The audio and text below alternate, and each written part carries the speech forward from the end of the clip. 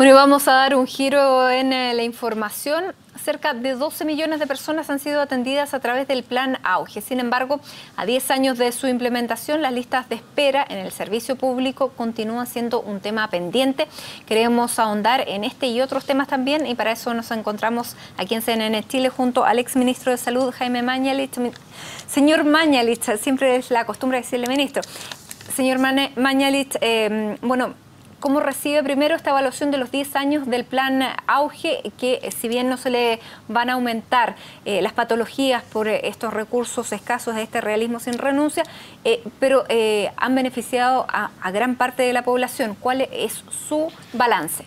El balance que nosotros hacemos es que el Auge, la ley Auge, Autoridad Sanitaria, las grandes reformas de salud del año 2005 han sido un gigantesco paso para la salud chilena, tanto pública como privada, y efectivamente ha contribuido enormemente este plan a través de ir definiendo cada 2 o 3 años un nuevo conjunto de enfermedades y guías clínicas, una mayor equidad de acceso a estas atenciones en nuestra población, y eso se ha traducido sin ninguna duda en mejor pronóstico de enfermedades como infarto al miocardio, diversos tipos de cáncer, etcétera. Creo que es una muy mala noticia que el decreto que tiene que firmar la Presidenta de la República durante los primeros meses del próximo año no aumente por primera vez en la historia de esta reforma el número de enfermedades y las guías clínicas. Nosotros hemos calculado en el Instituto de Políticas Públicas de la Universidad San Sebastián que con un mínimo incremento de la prima Auge que pagan FONASA o los beneficiarios de ISAPRE, se podría aumentar en algunas enfermedades muy importantes. ¿Cuáles son las patologías que para usted son prioritarias? Para mí lo prioritario son las enfermedades metabólicas de los niños, que teóricamente están contempladas en la ley Ricarte Soto, pero que no van a ver la luz en 2 o 3 años más, y los niños se van a seguir muriendo. Me parece fundamental agregar la psoriasis como una enfermedad de la piel muy frecuente. Me parece fundamental agregar una cobertura dental.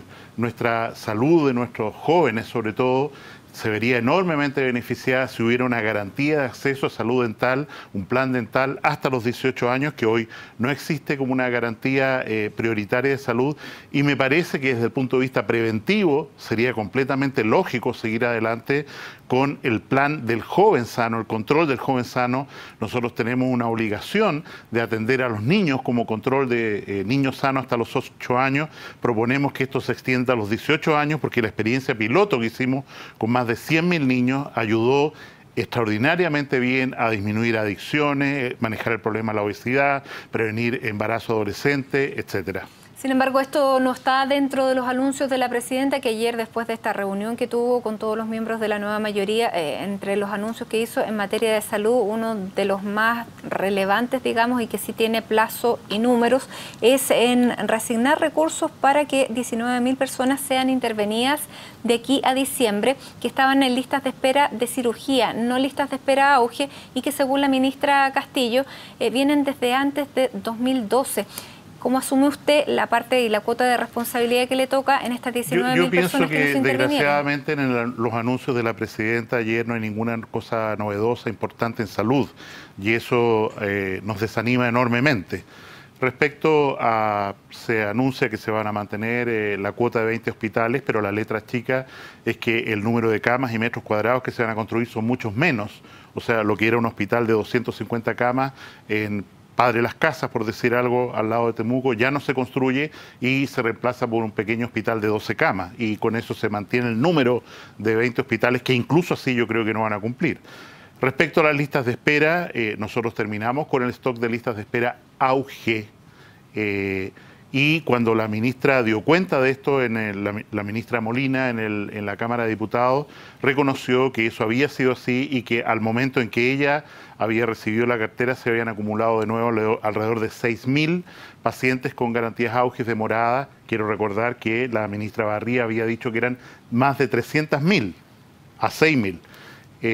Y esto ahora se ha acumulado aproximadamente a unas 20.000 personas que están con garantía de Auge espera. Y en la lista quirúrgica, otra, claro. y en la lista quirúrgica no Auge, nosotros nos encontramos con aproximadamente 300.000 personas también en lista de espera quirúrgica no auge. Eso se redujo y quedaron aproximadamente un stock de, desafortunadamente, de 80.000 personas, que ha crecido nuevamente, en este momento son más de 150.000, y se propone esta medida paliativa de que a fin de año aproximadamente el 10% de ellas pueda intervenirse. Claro, porque el recuerdo que tenemos de usted como ministro es diciendo terminaron las listas de espera, pero terminaron auge. las listas de espera auge, que es lo fundamental. Ahora, hay que hacer una revisión de estas listas también de espera, porque hay personas que ya se intervinieron, otras que lamentablemente han fallecido y que van a... Nosotros hicimos un estudio en la Universidad de San Sebastián en julio con una muestra de 1.300 personas en Chile, y lo que es doloroso es reconocer, la gente no discrimina si la lista de espera en la que está inscrito es auge o no auge.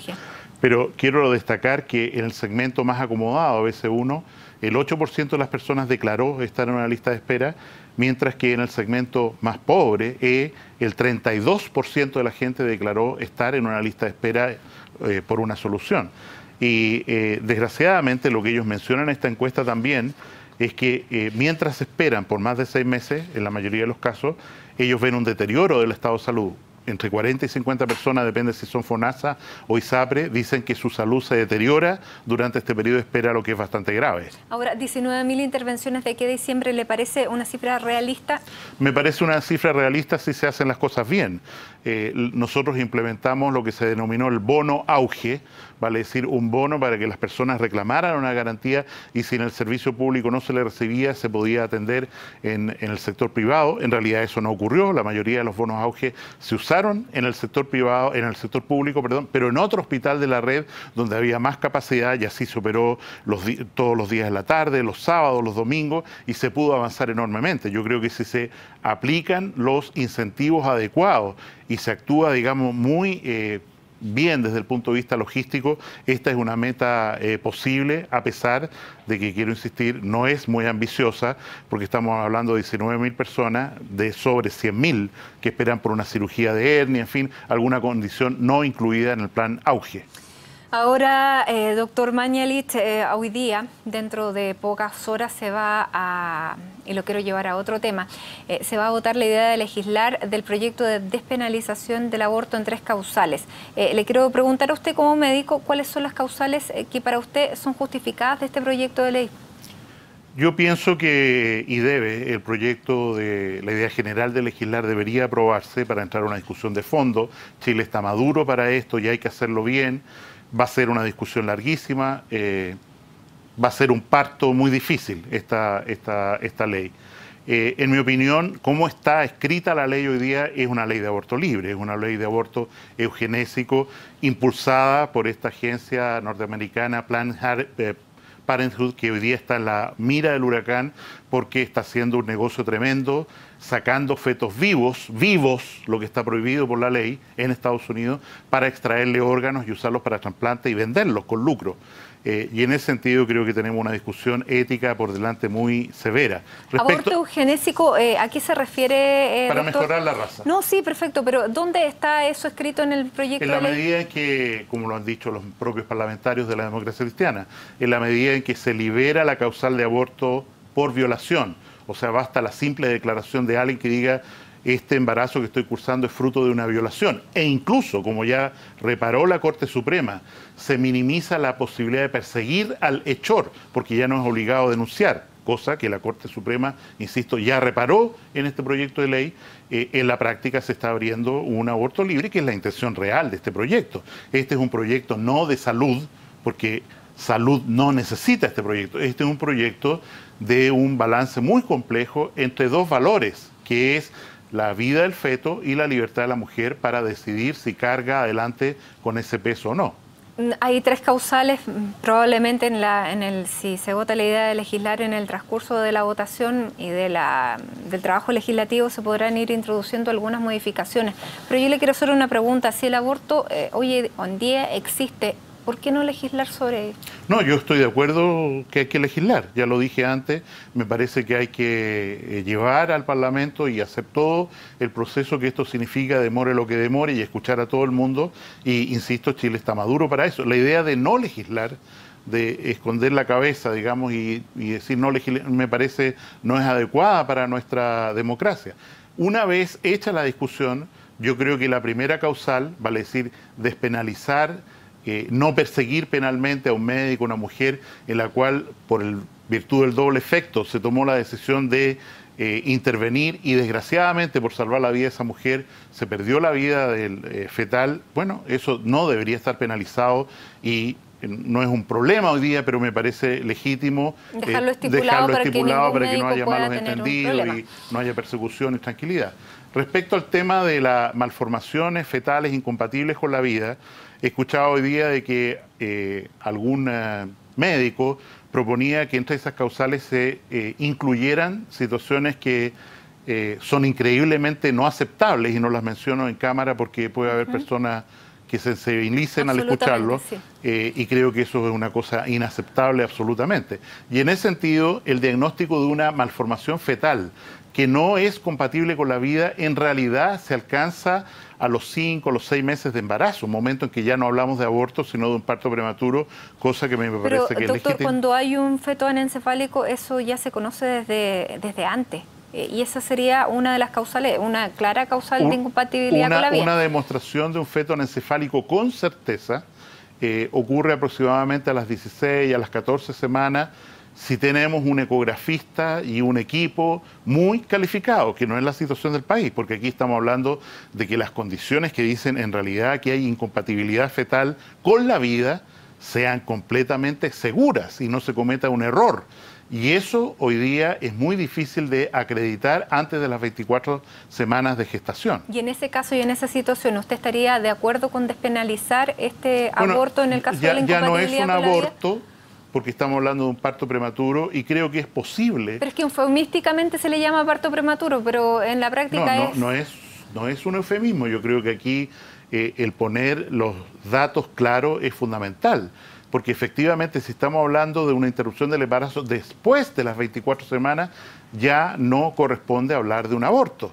Y en ese sentido es un parto prematuro y es perfectamente posible, creo, estar de acuerdo o legislar que ese parto prematuro puede ser inducido a las 28 o las 30 semanas, entendiendo que es tan claro que no hay vida fetal extrafetal posible, extrauterina posible, que un acuerdo de esa naturaleza. Respecto al tercer tema, sí. Yo creo que el tema es muy, muy espinudo y en mi opinión personal no estoy de acuerdo en autorizar que existan abortos en caso de violaciones. ¿Aun cuando esté acreditada la violación? Bueno, el problema es que el proyecto en su letra hoy día deja de acreditarlo. Claro, pero como hablamos de que el proyecto puede tener modificaciones, incluso cuando la violación esté acreditada, usted está en contra.